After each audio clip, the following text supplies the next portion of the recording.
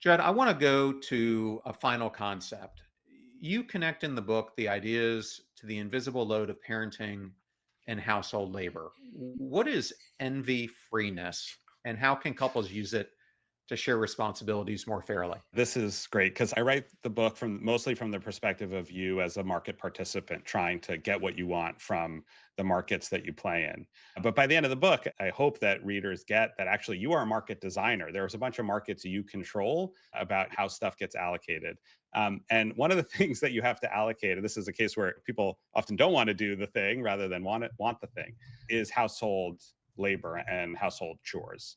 And I've done a lot of academic research on gender and gender differences. And I have a colleague whose office is behind that wall here at Wharton, named Corinne Lowe, who does research on this as well. And is the case that in a lot of relationships, particularly heterosexual relationships, it is the woman who is doing the lion's share of the work.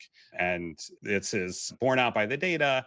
As an individual man in a relationship with a woman, I try to not add to those statistics. I try to pull my weight around the house.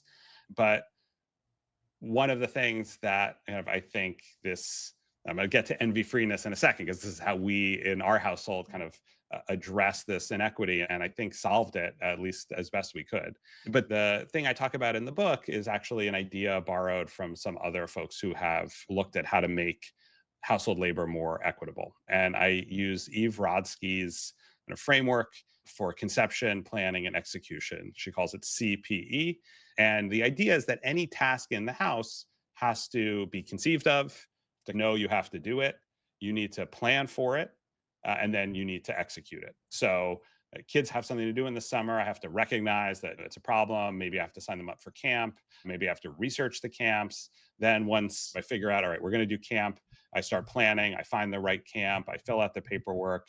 I figure out what the bus schedule is for drop offs and pickups. I figure out what I need to buy for camp. And then the execution is like going out and procuring all the stuff that the kids need, the goggles, the bathing suits, the bug spray, and bringing them to the bus stop in the morning and picking them up at night.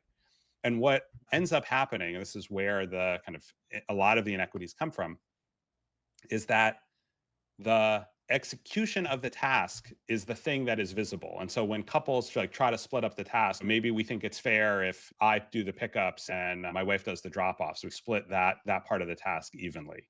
And maybe my wife says, hey, can you pick up a bunch of stuff from the list of things we need for camp? And so I share in the execution of picking up the swimsuits and the bug spray.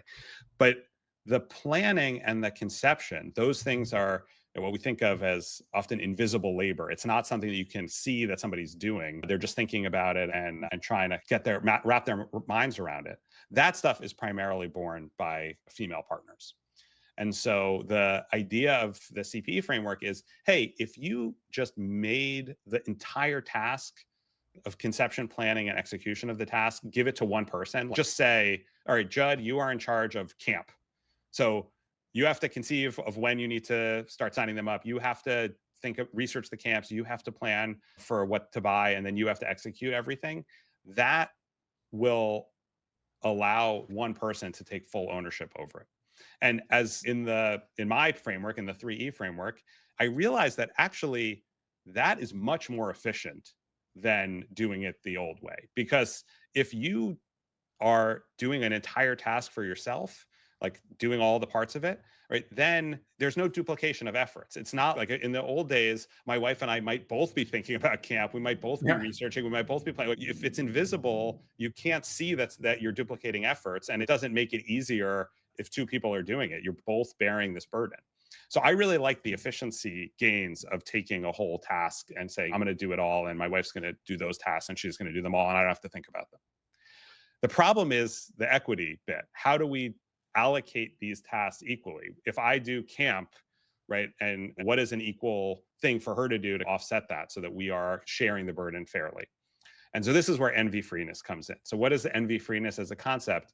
It comes out a lot in hidden markets, something that we try to achieve, which is we each get something from the allocation, and envy freeness is satisfied if neither one of us prefers what the other person has.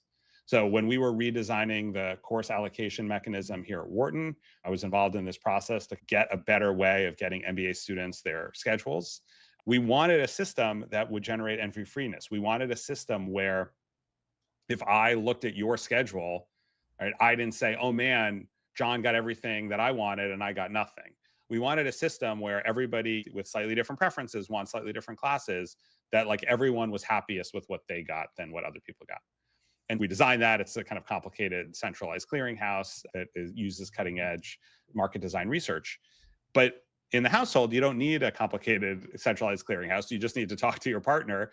And we split up the tasks such that when we looked at what the other person was doing for the household, we thought we do not want to switch these tasks. Like we have achieved envy freeness. I look at what my wife does and I'm like, man, I would not want to do that. And she looks at what I do and thinks, oh, actually, like I wouldn't want to trade with him either. And thinking about it in that way actually makes us less, I think, less resentful of having to do our part of the work because we appreciate what the other person is doing.